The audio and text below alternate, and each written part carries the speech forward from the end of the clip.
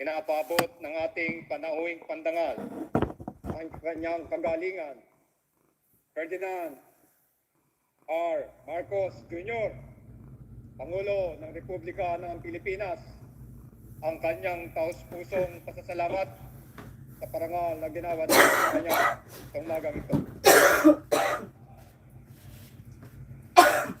Kalis.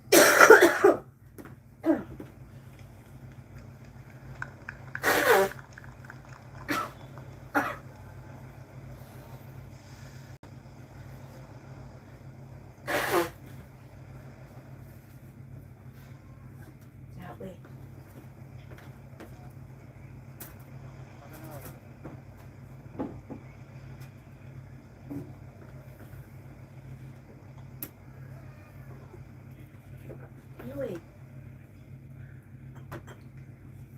Stay there. Stay there.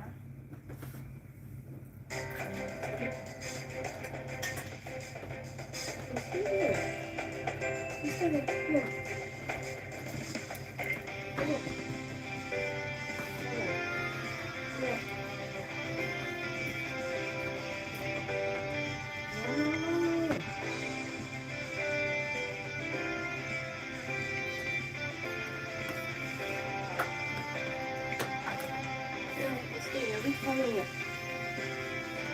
Ladies and gentlemen, the President of the Republic of the Philippines, His Excellency Ferdinand R. Marcos Jr.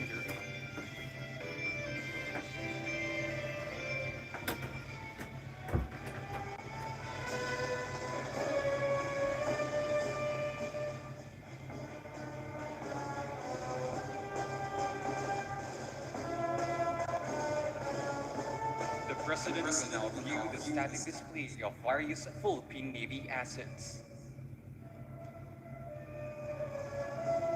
The Sea Star surface-to-surface missile is an anti-ship, sea-skimming, and long-range cruise missile designed by Lignix 1, a South Korean defense manufacturer. It is used for over-the-horizon targeting and has a maximum range of 180 kilometers, equivalent to 81 nautical miles, and speed of Mach 0.85, equivalent to 1,049.6 km per hour. The surface-to-surface missile are one of the primary weapons used by Jose Rizal-class frigates in anti-surface warfare.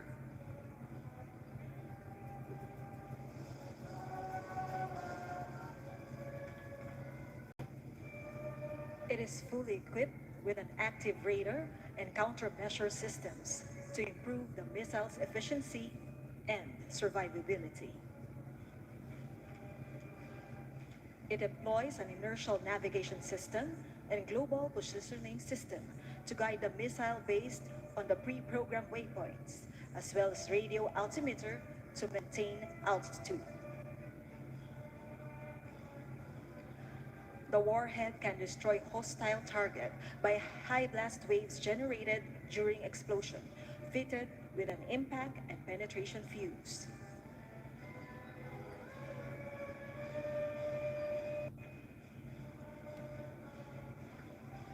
The Sea Star is capable of destroying and neutralizing the enemy due to its high lethality. The Sea Star stands as a highly lethal, reliable, and versatile anti-ship missile system tailored for modern naval warfare.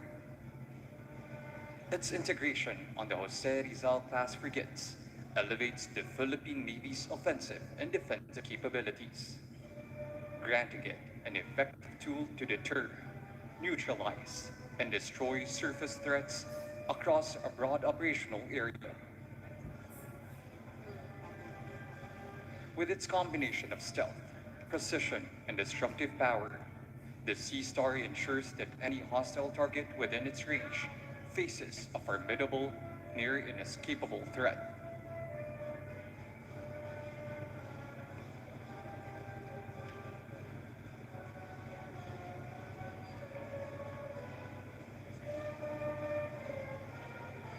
The country's Self-Reliant Defense Posture Program is an in-house defense development program aimed at bolstering the Philippines' defense capabilities, strategic autonomy, national security, and economic growth using our local resources. The Philippine Navy, through the Naval Research and Technology Development Center, continuously works on the revitalization of the SRDP program.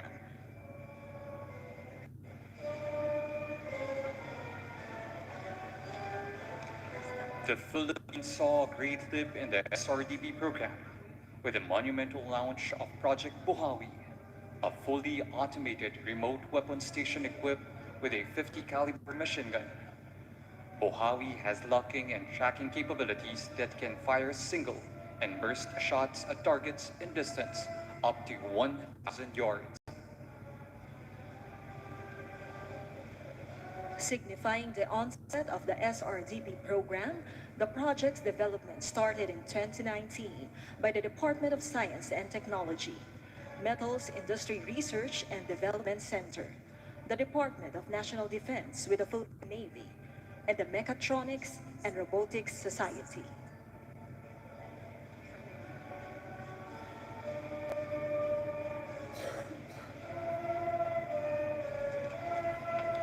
NAVSOCOM static display offers a glimpse into the specialized tools and equipment used by the Philippine Navy Special Operators.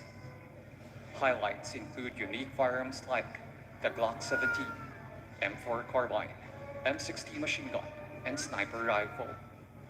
Protective gear such as the bomb suit and deep sea diving equipment like the double tank, deco tank with specialized regulators. Featured tactical gear includes the diver's propulsion device for the SEAL's underwater mobility, the underwater breathing apparatus for extended dives and night vision goggles, with the Rhino arm for low-light missions. Each item showcases the advanced capabilities essential for naval special operations.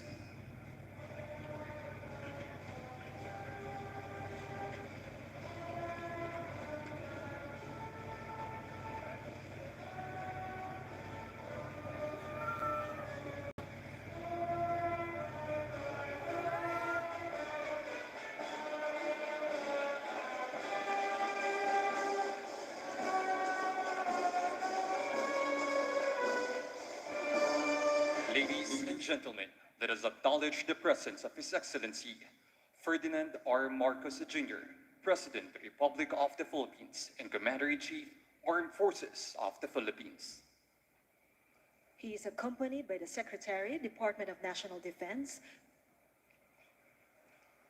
The Chief of Staff, Armed Forces of the Philippines, and the Flag Officer in Command of Philippine Navy. Please remain standing for the entry of the official party.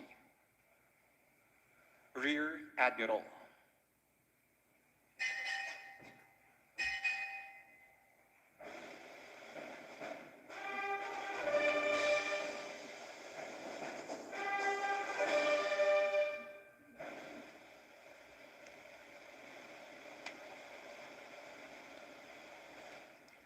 Philippine Navy.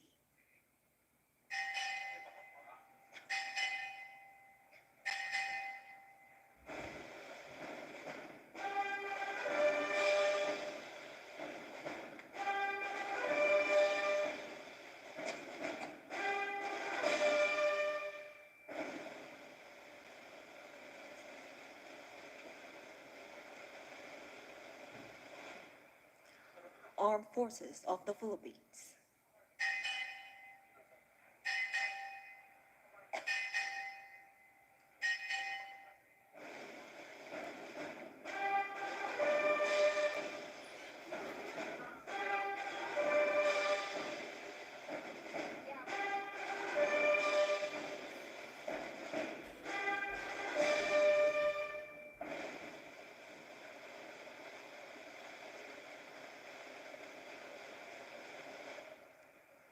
Department of National Defense.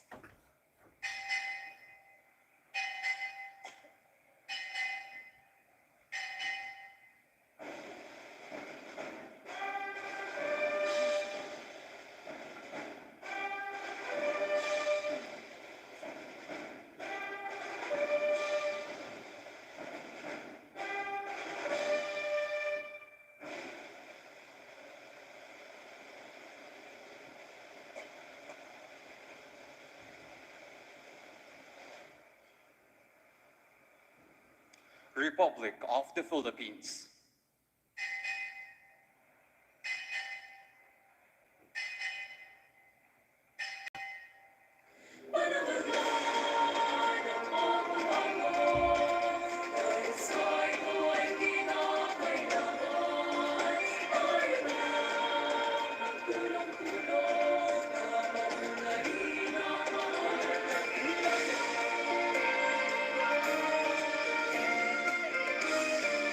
Once again, ladies and gentlemen, the President of the Republic of the Philippines, His Excellency Ferdinand R. Marcos Jr. Please remain standing for the singing of the Philippine National Anthem, to be subsequently followed by the invocation to be delivered by the Naval Chief Chaplain, Colonel Leonidas C. Cruel Jr., Chaplain Service, General Staff Corps.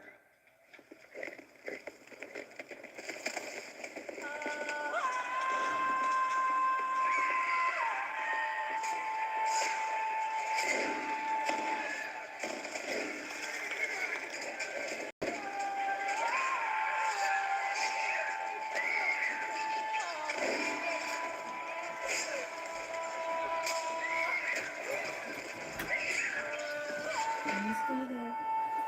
I'm taking your food.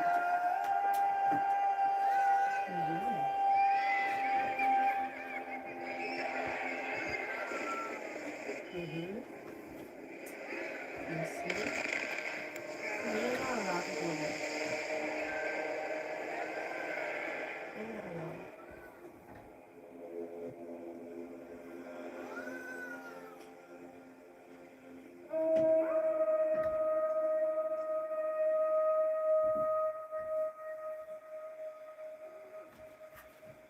Bayang magiliw, perlas ng silanganan, hanap ng puso, sa dibdib mo'y buhay.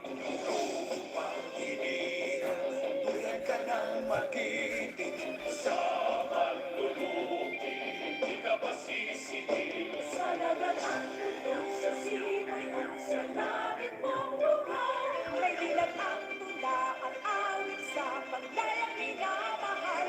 Ang isla ng wat-awat buntag, ay nagdidingding. Ang bituin at araw na kailan pa may di magdidilim.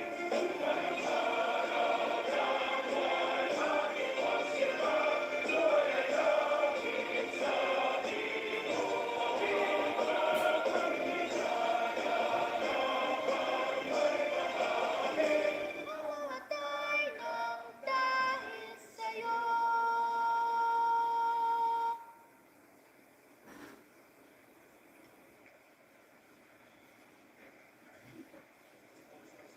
For prayer.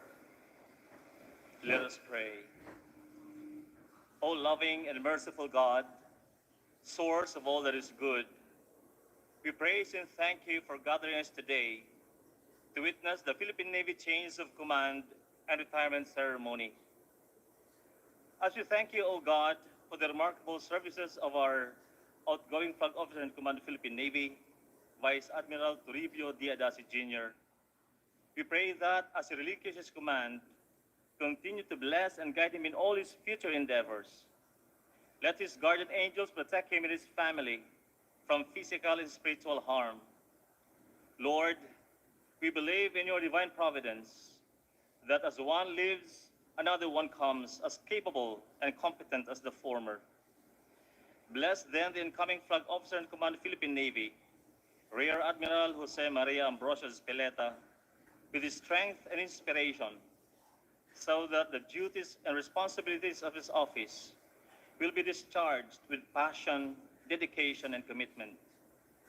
And may his new command be an opportunity for him to assist the Commander-in-Chief Armed Forces of the Philippines, His Excellency, President Ferdinand R. Marcos Jr. This we ask through Christ our Lord. Amen. Seated. Please be seated.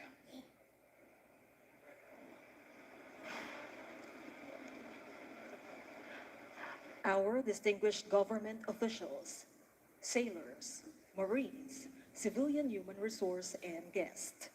We are gathered here this morning to witness the Philippine Navy change of command and retirement ceremony in honor of Vice Admiral Toribio Dolinayan Adasi Jr., Philippine Navy, and as recognition of his 39 years, 7 months, and 14 days of faithful and honorable service to God, country, and the Filipino people. The Philippine Navy tenders this retirement ceremony as a fitting tribute to a distinguished naval officer and a gentleman. We shall now have the presentation of award to the outgoing flag officer in command, Philippine Navy, Vice Admiral Toribio Dulinayan Adasi Jr. Chief of Presidential Protocol and Presidential Assistant on Foreign Affairs, Under Secretary Rachel P. Quinones, will now read the citation. The citation reads as follows. Be it known to all men by these presents that I, Ferdinand R. Marcos Jr., President of the Philippines, by virtue of the powers vested in me by law, in recognition of his exceptionally meritorious conduct in the performance of outstanding service rendered in a position of major responsibility as Flag Officer in Command, Philippine Navy, from 24 November 2022 to 15 November 2024, for steering the organization toward its vision of being a modern and multi-capable Navy by 2028, for promoting trustworthiness in government service delivery and sustaining the presence of the Philippine Navy and the Armed Forces of the Philippines in support of nation building and community development through responsible leadership and social awareness, for his demonstrated commitment to the core values of the Philippine Navy and the Armed Forces of the Philippines, and for earning the respect and admiration of the Philippine government and the Filipino people through his remarkable achievements, have caused to be inscribed in the roster of the Philippine Legion of Honor the name of Toribio D. Adasi Jr., Vice Admiral, Philippine Navy, with the rank of Comandante, done in the city of Manila this 15th day of November in the year of our Lord, 2024.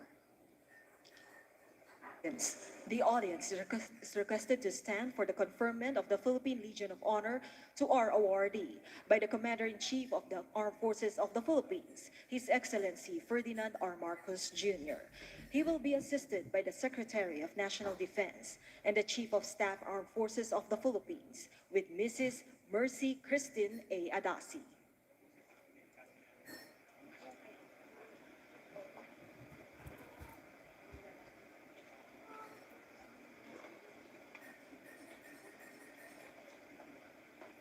Ladies and gentlemen, let us all give a warm round of applause to our awardee, the 40th Flag Officer in Command of the Philippine Navy, Vice Admiral Toribio Dulinayan Adasi Jr., Philippine Navy. Please be seated.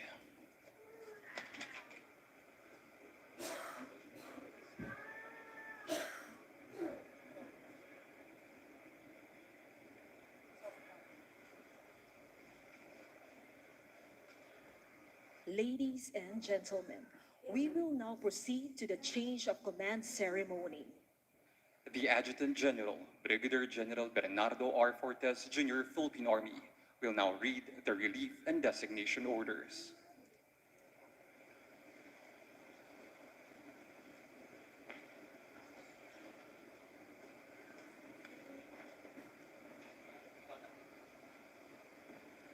General Headquarters, Armed Forces of the Philippines, Camp General Emilio Aguinaldo, Quezon City. General Orders number 1781, published on 15 November 2024.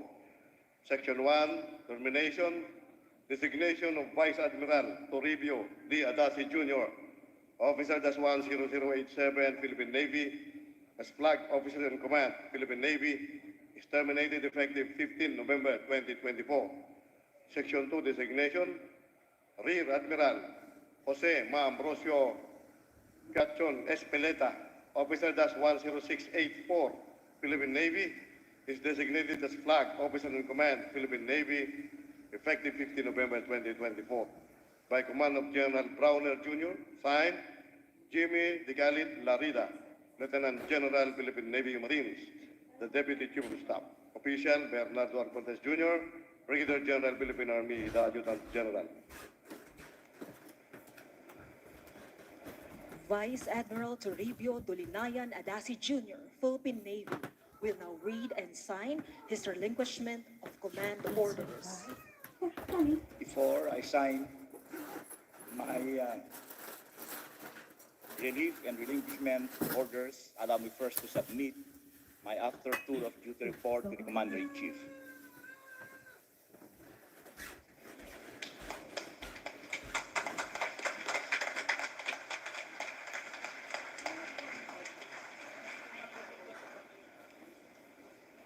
Punong Impilan, Hukbong Dagat ng Pilipinas, Office of the Flag Officer in Command, Naval Station Jose Andrada, 2335 Ross Boulevard, Manila.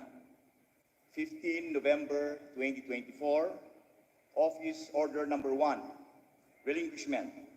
Pursuant to Section 1, General Orders Number 1781, General Headquarters, Armed Forces of the Philippines, dated 14 November 2024, I hereby relinquish command of the Philippine Navy effective this date. And I sign in your presence.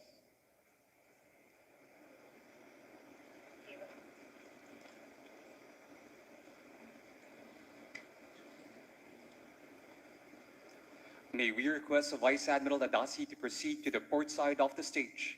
Everyone is requested to stand for the fleet testimonial salute.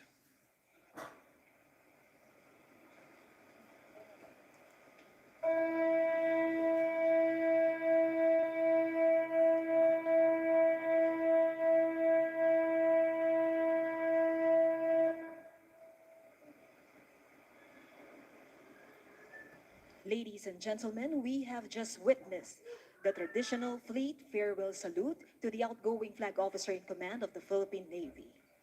Please take your seats as we witness Vice Admiral Adasi direct the Command Master Chief Petty Officer, Command Master Chief Rosimalo D. Galgao, Philippine Navy, to haul down his personal flag.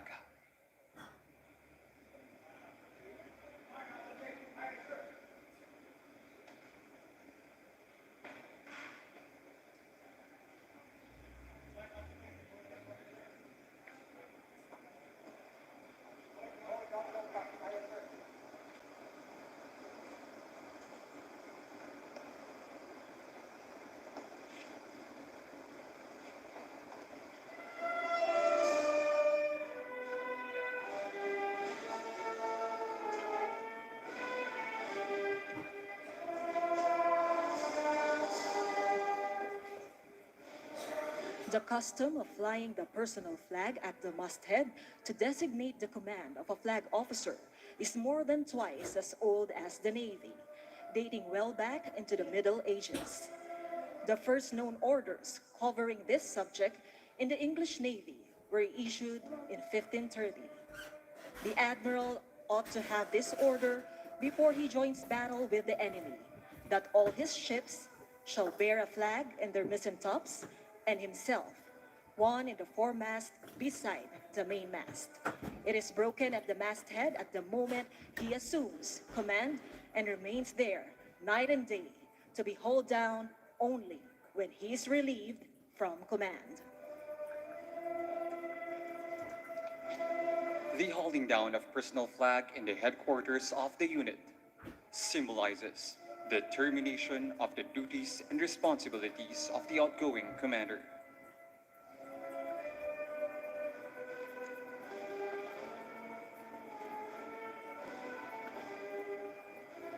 This will signal the end of his authority to exercise command over the unit.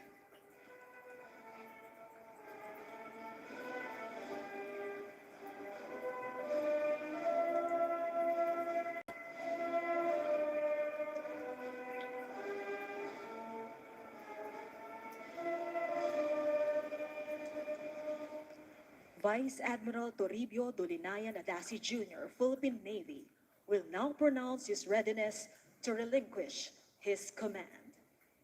Rear Admiral Jose Maria Ambrosio Espeleta, Philippine Navy, I am ready to be relieved.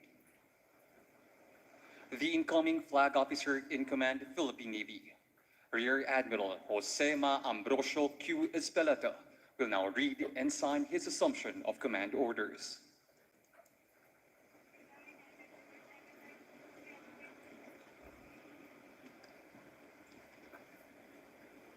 Punong Himpilang, Buong Dagat ng Pilipinas, Office of the Flag Officer in Command, Naval Station Jose Andrada, 2335, Rojas Boulevard, Manila. 15 November 2024, Office Order Number 2, Assumption, pursuant to Section 2, General Orders Number 1781, General Headquarters, Armed Forces of the Philippines, dated 14 November 2024. I hereby assume command of the Philippine Navy effective this date, and I sign in your presence.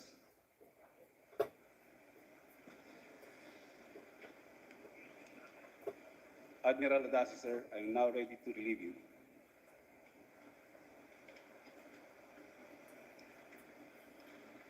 Ladies and gentlemen, we shall now witness the Philippine Navy change of command to be presided by the Commander-in-Chief, Armed Forces of the Philippines.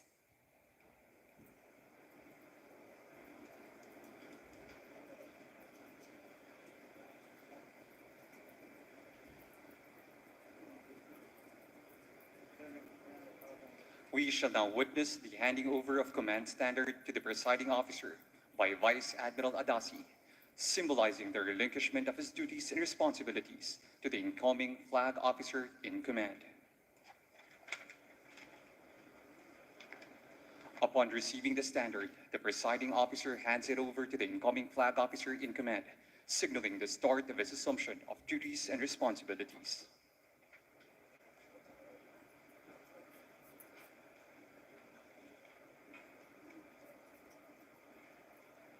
Please remain standing for the pinning of the Flag Officer in Command Philippine Navy badge by the Commander-in-Chief Armed Forces of the Philippines, His Excellency Ferdinand R. Marcos Jr., to Rear Admiral Jose Ma Ambrosio, Q.S. Peleta, Philippine Navy. He will be assisted by Vice Admiral Adasi.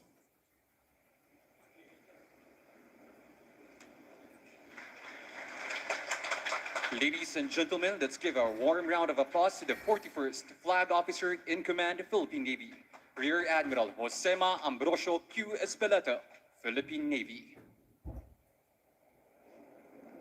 Please be seated. The Flag Officer in Command, Philippine Navy, Rear Admiral Josema Ambrosio Q. Espeleta, Philippine Navy, will now direct the Command Master Chief Petty Officer to break his flag.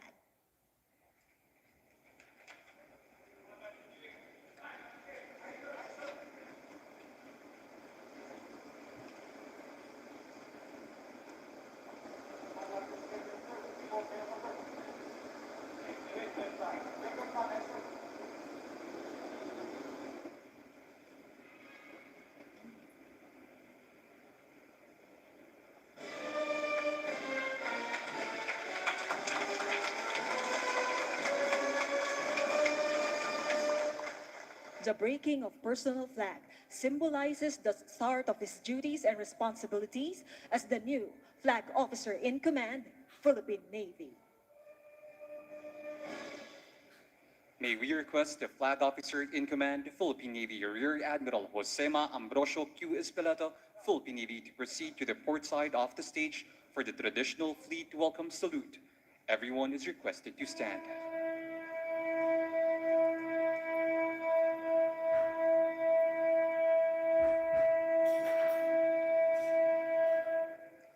Ladies and gentlemen, we have just witnessed the traditional fleet welcome salute to the 41st Flag Officer in Command of the Philippine Navy. Please be seated. And now, the 41st Flag Officer in Command, Philippine Navy, Rear Admiral Josema Ambrosio Q. Espeleta, Philippine Navy, will deliver his remarks.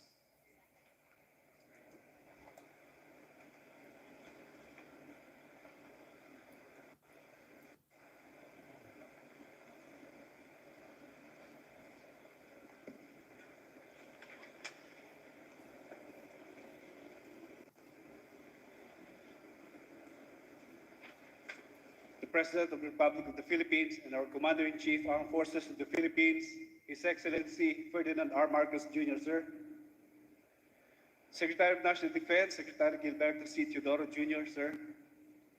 The Chief of Staff, Armed Forces of the Philippines, General Romeo S. Browner, Jr., Philippine Army, sir. The outgoing Flag Officer in Command, Philippine Navy, Vice Admiral Toribio D. Adasi, Jr., sir. Special Assistant to the President, Secretary Antonio Lagdameo, sir. Secretary of Office of the Presidential Advisor on Military and Police Affairs, Secretary Roman Felix, sir.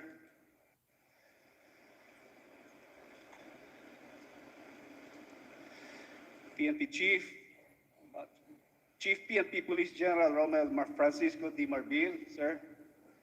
Commandant Philippine Coast Guard Admiral Ronnie Hill Gavan. Commanding General of Philippine Army, Lieutenant General Roy Galido, Philippine Army, sir. Commanding General, Philippine Air Force, Lieutenant General Stephen Pareño, sir.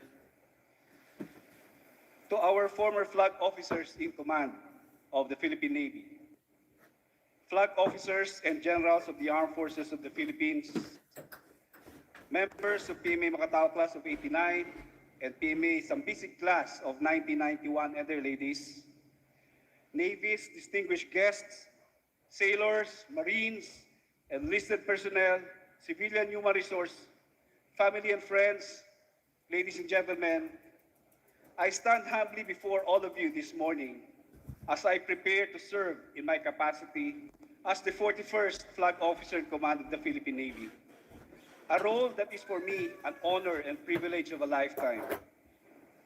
First and foremost, I wish to extend my deepest gratitude to our Commander-in-Chief, President Ferdinand R. Marcos Jr., for the trust and confidence that you have accorded to me, sir.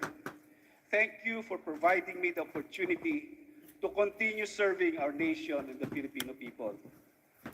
I also wish to extend my respect and appreciation to our Secretary of National Defense, Honorable Gilberto C. Tridor Jr., as well as our Chief of Staff, Armed Forces of the Philippines, General Romeo S. Browner Jr., Philippine Army, sirs, for the continued support and trust that you have accorded to me and our organization.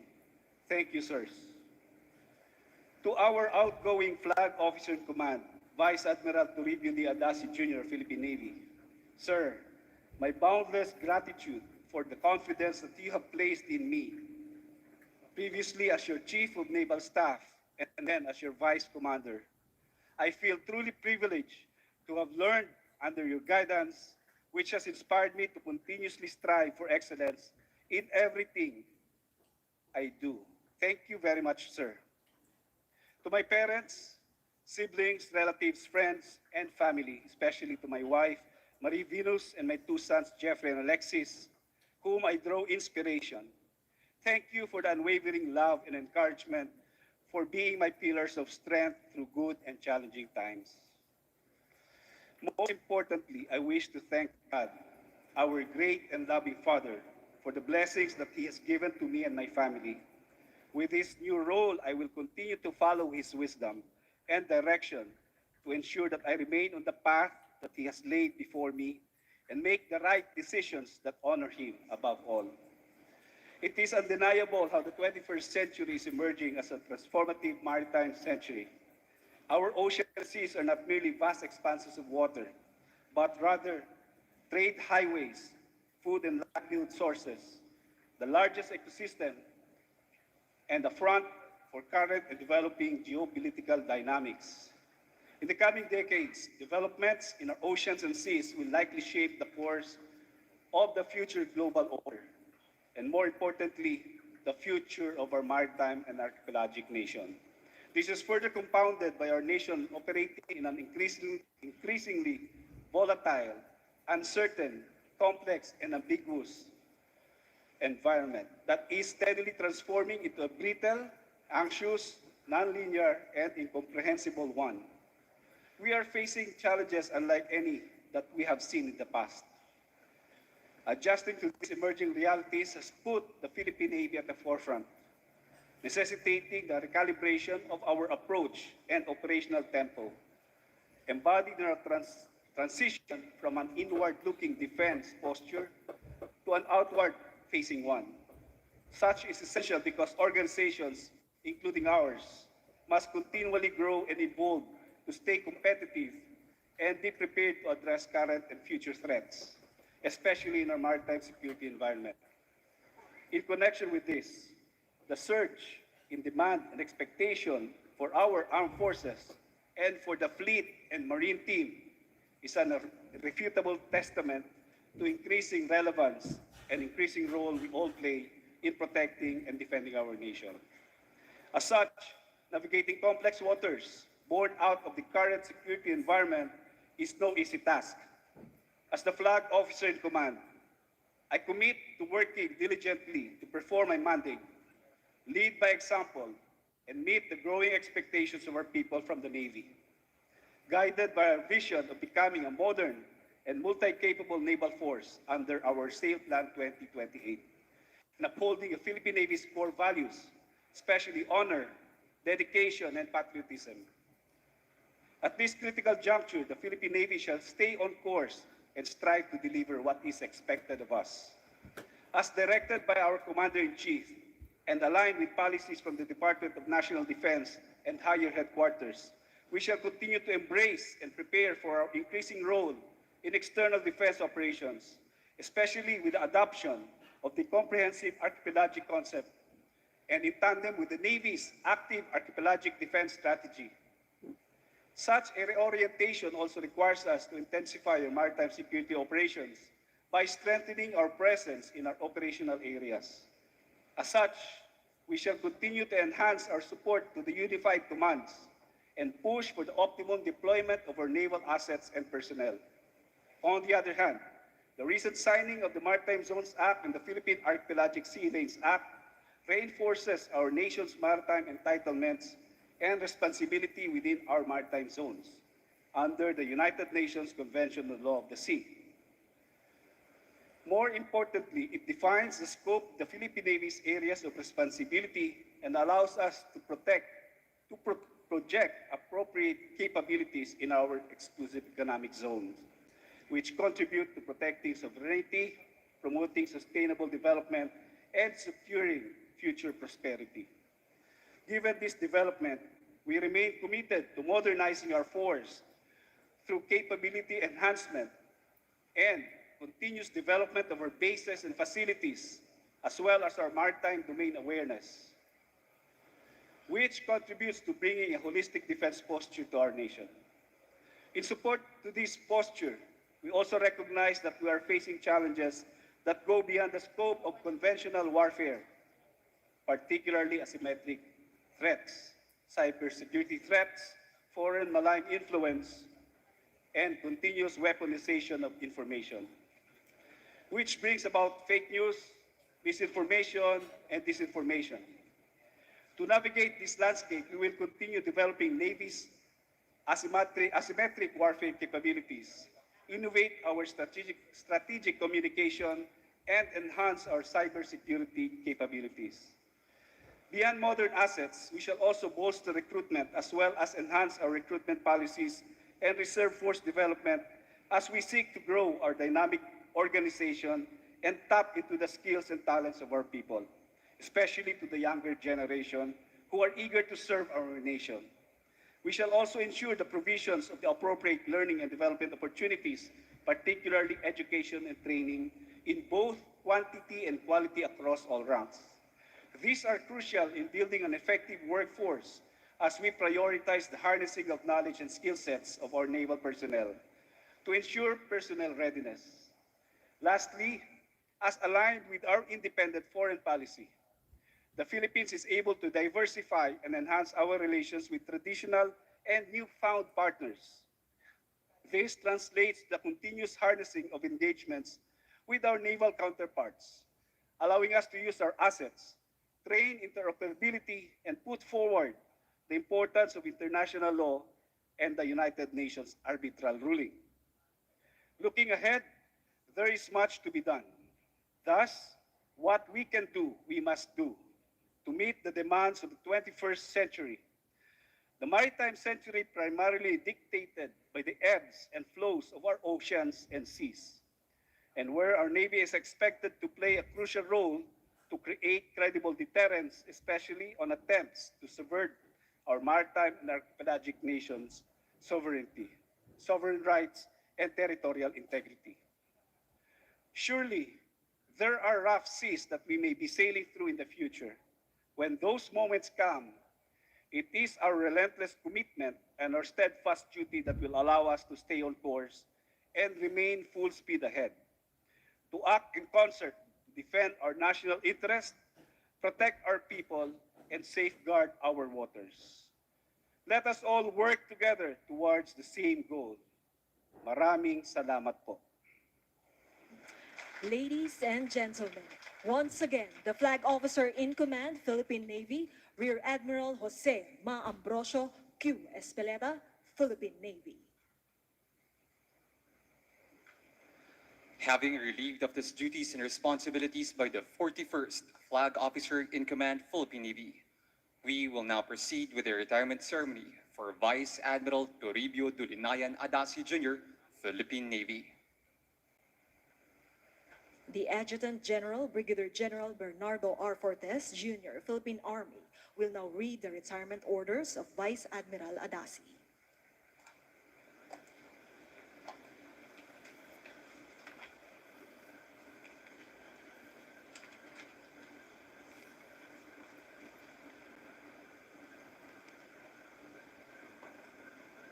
Republic of the Philippines, Department of National Defense, General Headquarters, Armed Forces of the Philippines, Camp General Emilio Aguinaldo, Quezon City.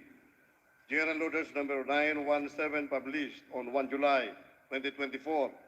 Compulsory retirement pursuant to the provisions of Republic Act number 11709 as amended by Republic Act number 11939 dated 17 May 2023 in conjunction with circular number 15 dated 3 July 2023, Section 17 of Presidential Decree number 1638 as amended and in consonance with Presidential Administrative Order number 150 dated 4 January 1993. Vice Admiral Toribio D. Adasi Jr., Officer -10087 Philippine Navy, having completed 39 years, 7 months, and 14 days of active military service in the Armed Forces of the Philippines from 1 April 1985 to 14 November 2024, is compulsorily retired in the rank of Vice Admiral, effective 15 November 2024, with retirement pay based on the salary grade of Admiral with 5th longevity pay, by order of the Secretary of National Defense, signed Romeo Saturnino Brownell Jr., Philippine Army General Chief of Staff. Official Bernardo R. Fortes Jr., Brigadier General Philippine Army, the Adjutant General. We will now proceed with the presentation of plaques. May we request the Chief of Staff, Armed Forces of the Philippines, General Romeo S. Bronner Jr., Philippine Army, to present the command plaque.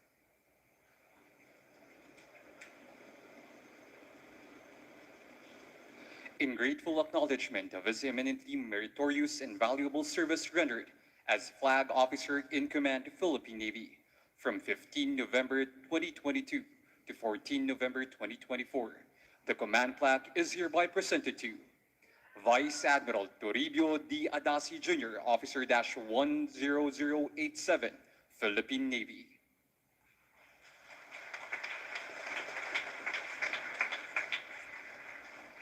He will also present the plaque of honorable service.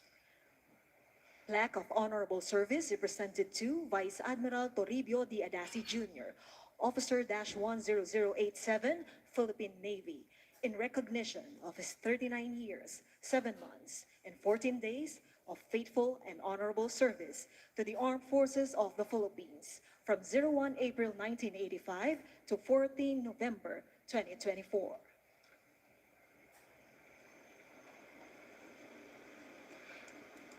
The Chief of Staff, Armed Forces of the Philippines will also present Pagpupugay sa Kawal Pilipino plaque to our honoree.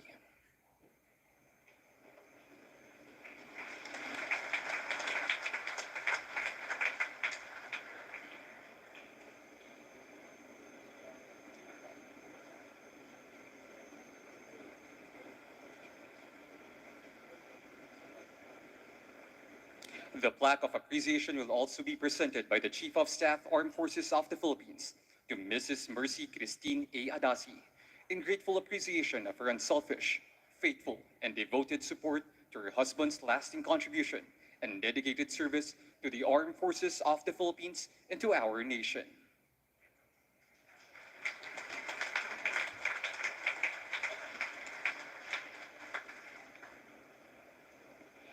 May we request the President of the Republic of the Philippines, His Excellency Ferdinand R. Marcos Jr., to present the medal frame to our honoree. He will be assisted by the Secretary of National Defense, Honorable Gilberto C. Teodoro Jr.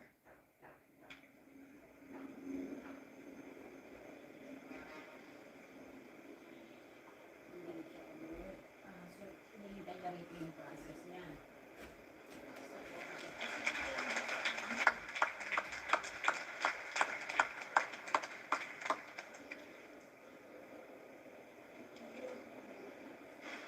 Likewise, the President will present the Philippine flag as a symbol of our aspirations and existence as men and women in the noble profession of arms. A round of applause to Vice Admiral Toribio Dulinayan Adasi Jr., Philippine Navy.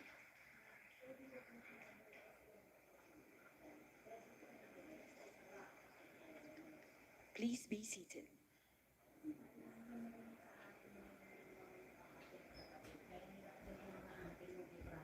Kasi wala yun ngayon. Wala ngayon. So, sana mas maaga ng kinuha nila Pagdating.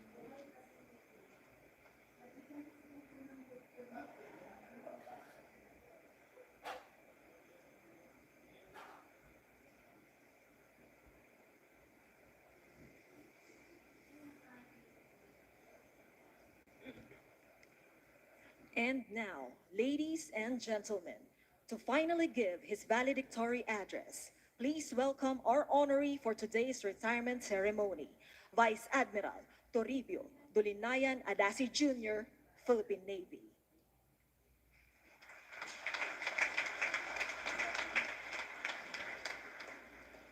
To the President and Commander-in-Chief, His Excellency Ferdinand R. Marcos Jr., the Secretary of National Defense, Honorable Gilberto C. Teodoro Jr., the Chief of Staff, Armed Forces of the Philippines, General Romeo S. Bruno Jr., the 41st Flag Officer in Command, Philippine Navy, Rear Admiral Jose Maria Ambrosio Espeleta, the Special Assistant to the President, the Honorable Antonio Ernesto Dagdameo Jr., Secretary Herman Felix, Office of the Presidential Advisor on Military and Police Affairs, my wife, Mercy Christine, and my daughter, Thea Karil, distinguished guests, sailors, Marines, and civilian human resources of the Philippine Navy, a pleasant Navy morning to all. In the weeks leading up to the culmination of my career in the service, I have been ridden with many moments of reflection and immense gratitude. To have finally arrived at this moment, I thank God for His guidance and strength throughout my career, for the grace that has carried me through every challenge, and for the wisdom He has granted in leading this great organization and serving our nation. I also extend my special thanks to our President and Commander-in-Chief, His Excellency Ferdinand R. Marcos Jr. Your trust and steadfast support have empowered us to achieve remarkable progress and set the course toward a stronger, more resilient Philippine Navy. I am also deeply grateful to my family, my wife, Mercy Christine, and daughter Thea Karil, the Adasi, Abunalya, and Dulinayan families, whose love and support have been my constant source of strength. And of course, to the honorable and dedicated men and women of the Philippine Navy, our true driving force, I extend my heartfelt gratitude and appreciation to each one of you. Your hard work, sacrifices, and unwavering belief in our shared mission are the fuel that continues to propel our organization forward. Over the past 2 years, we have made significant strides in 4 key areas critical to our success as a naval force. In maritime security, we have advanced beyond routine patrols.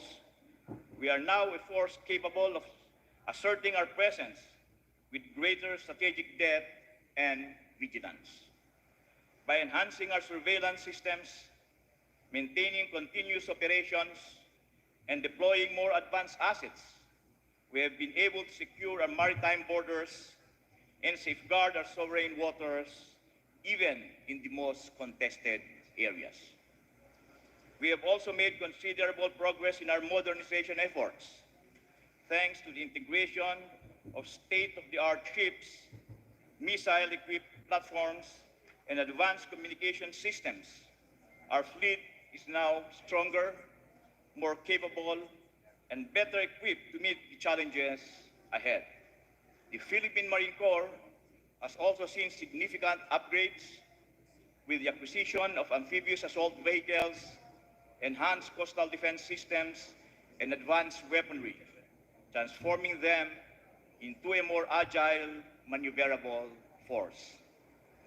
More importantly, we have matched our recent advancements with the continuous development of our personnel to ensure that they have the skills and training needed to operate these new assets effectively.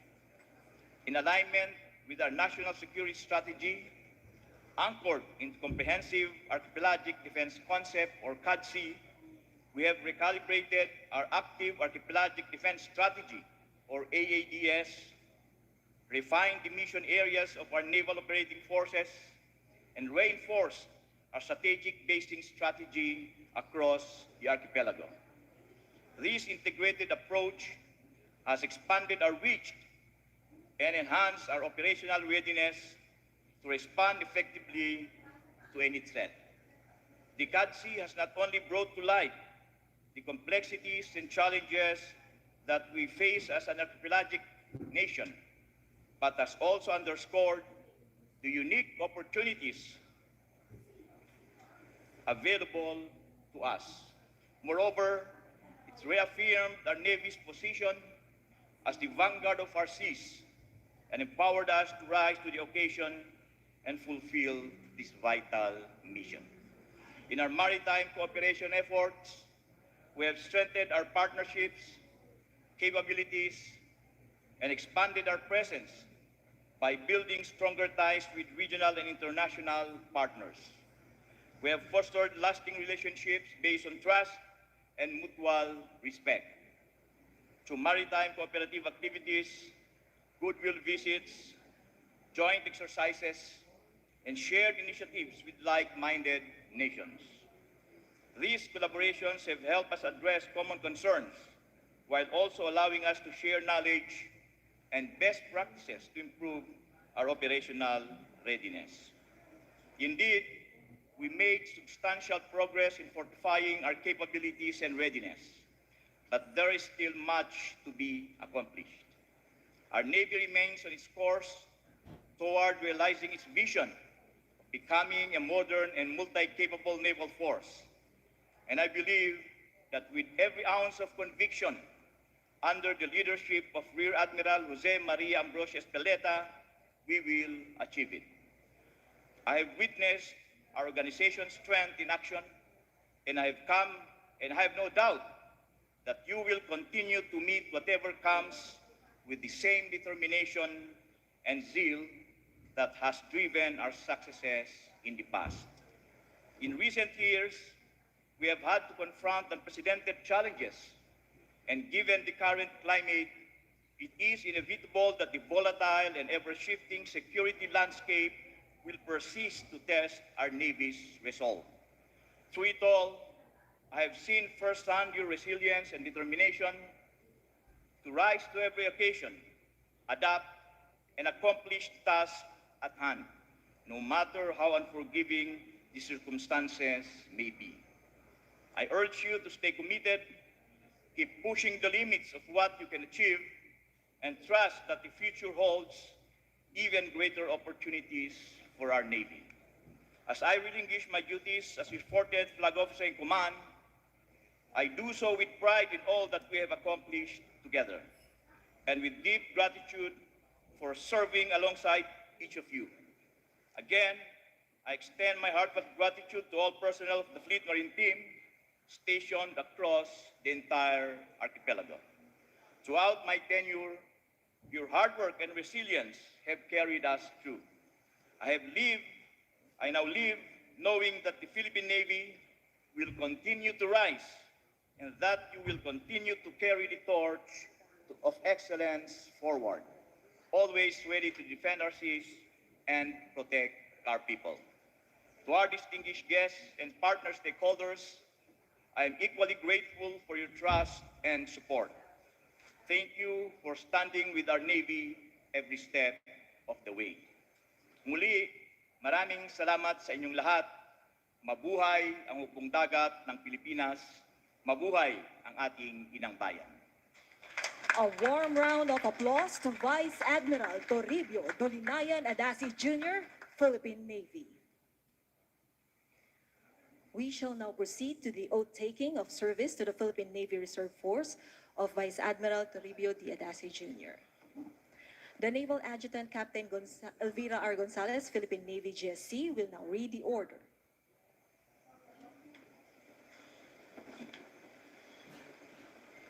Punong Himpilan ng Hukbong Dagat ng Pilipinas, Headquarters Philippine Navy, Naval Station Jose Andrada, 2335 President M. Rojas Boulevard, Manila. Pursuant to Paragraph 1, Special Orders Number 3024, published on 17 October 2024, Vice Admiral Toribio D. Adasi Jr., Officer Dash 10087 Philippine Navy, is incorporated in the Reserve Force, Philippine Navy Armed Forces of the Philippines, effective 15 November 2024, by command of Vice Admiral Adasi Jr., Josema Ambrosio Q. Espeleta, Rear Admiral, Philippine Navy, Acting Chief of Naval Staff. Official, signed, Elvira R. Gonzalez, Captain, Philippine Navy, General Staff Corps, the Naval Adjutant. May we request the Commander, Naval Reserve Command, Major General Joseph Perus S. Quezon, Philippine Navy, Marines, to administer the oath-taking of Vice Admiral Toribio Dolinayan Adasi Jr., Philippine Navy, to the Philippine Navy Reserve Force. Mangyaring itaas ang kanang kamay at sumunod sa akin. Panunumpa sa katungkulan, ako si Vice Admiral Toribio Adasi Jr. O-10087 Philippine Navy retired. ay hinirang bilang isang pinunong laang kawal ng hukbong sandatahan ng Pilipinas ay taimtim na nanunumpa natutuparin ko ng buong husay at katapatan sa abot ng aking kakayahan ang mga tungkulin ng aking kasalukuyang katungkulan itataguyod at ipagtatanggol ko ang saligang batas ng Pilipinas. Ako'y tunay na mananalig at tatalima rito. Ako'y susunod sa batas at sa makatarungan. At makataong utos na legal. Na pinaiiral ng mga sadyang tinakdang may kapangyarihan. Ng Republika ng Pilipinas. Kusa kong babalikatin ang pananagutang ito. Nang walang anumang pasubali o hangaring umiwas. Kasihan nawa ako ng Diyos. Tabang ka na kamay. Congratulations. Likewise, the Commander, Naval Reserve Command, will hand over the Philippine Navy Reserve identification card to our honoree.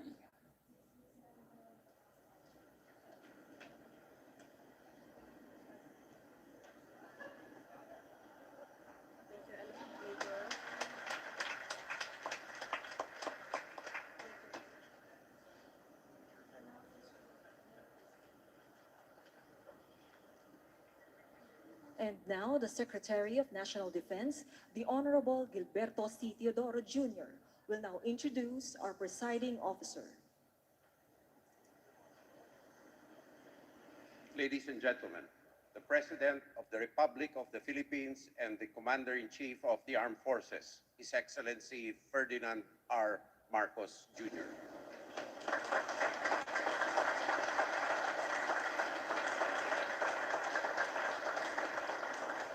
Thank you to our National Defense Secretary, Secretary Gilbert Teodoro Jr. Please be seated. Presidential Advisor on Military and Police Affairs, Roman Felix, and a new arrival, the Senator J.V. Ejercito, who has come to join us today. Philippine National Police Chief General Romel Marbil, immediate past Philippine Navy Flag Officer in Command, Vice Admiral Toribio Adachi Jr., the newly installed Philippine Navy Flag Officer in Command, Rear Admiral Jose Maria Ambrosio Espeleta, officers and enlisted personnel of the Philippine Navy, fellow workers in government, distinguished guests, ladies and gentlemen, good morning. We gather here today to celebrate the career of Vice Admiral Toribio Adachi Jr. as he concludes his tour of duty as the 40th Flag Officer in Command of the Philippine Navy. Let me highlight the contributions of a leader who has made a mark on everyone who had the privilege of working with him. Vice Admiral Adachi has devoted most of his life to safeguarding our nation's sovereignty and our maritime interests. He took the helm in 2022 amid a very challenging time, yet he remained driven by his resolve towards developing a modern and multi-capable naval force. His commitment, leadership, and vision has significantly strengthened our naval capabilities and enhanced our readiness to face the rapidly evolving challenges of today. He was exactly what this country needed, mild-mannered and calm, his presence of mind unshakable despite provocations and attempts to escalate tensions. It is through his leadership that we remain firm in asserting our rights in the maritime domain while keeping to our responsibility of safeguarding lives and promoting regional peace and stability. Under his command, the Philippine Navy has achieved countless milestones. I am certain that there is a long list of commendable accomplishments, but allow me to just enumerate a few. He spearheaded modernization efforts that have equipped our naval forces with advanced assets and technologies. These enhancements have bolstered our defense posture and improved our ability for humanitarian assistance and disaster response, now a critical role in our archipelagic nation. He has also championed regional cooperation and partnership by fostering ties with our allies and neighbors and by promoting collaborative efforts towards peace and stability in our maritime zones. Aside from improving operations, Vice Admiral Adachi sought to strengthen the Philippine Navy as an institution, lifting the morale of all officers, troops, and civilian personnel. He is attuned to the needs of his people. He supported their training, their growth, and welfare, ensuring that the women and men of the Philippine Navy remain professional and capable of heeding the call of duty. I also wish to extend my heartfelt appreciation to his family. They have endured the challenges that accompany the demanding nature of uniform personnel. Their support has been instrumental in inspiring him to serve our country better. Vice Admiral Adachi, you leave behind substantial reports of your legacy. Even though not everyone will have the opportunity to read them, those words will come alive in the story shared by those who served with you. On behalf of a grateful nation, thank you for your exemplary and passionate service. We wish you fair winds and following seas as you embark onto your next journey.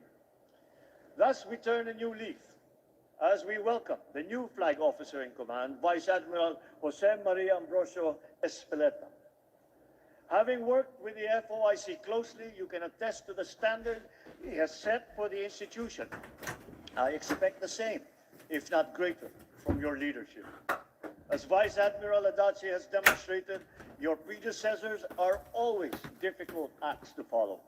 But given your competence, your experience, and mental fortitude, I am confident you will continue to lead the Navy with integrity and surpass any challenges that you might confront. I look forward to working with you, and I give you my full support as you build on your legacy. It's okay. Let us work together Wala mo na as we napipili. steer the Ha? future in the right direction for a more secure, advanced, and prosperous bagong Pilipinas. It's okay. Thank you very much. Mabuhay It's okay. ang hukbong dagat ng Pilipinas. Mabuhay ang bagong Pilipinas. Thank you very much, Mr. President. May we request the President to remain on stage for the presentation of memento.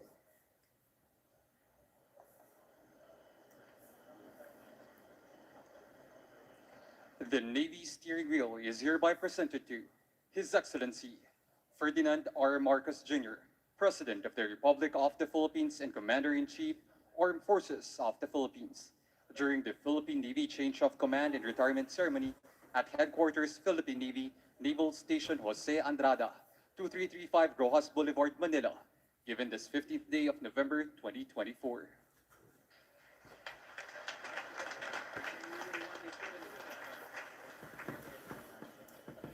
May we request the President to kindly grant us a photo opportunity. May we request the immediate family of Vice Admiral Toribio Dolinayan Adasi Jr., Philippine Navy, to please proceed on stage.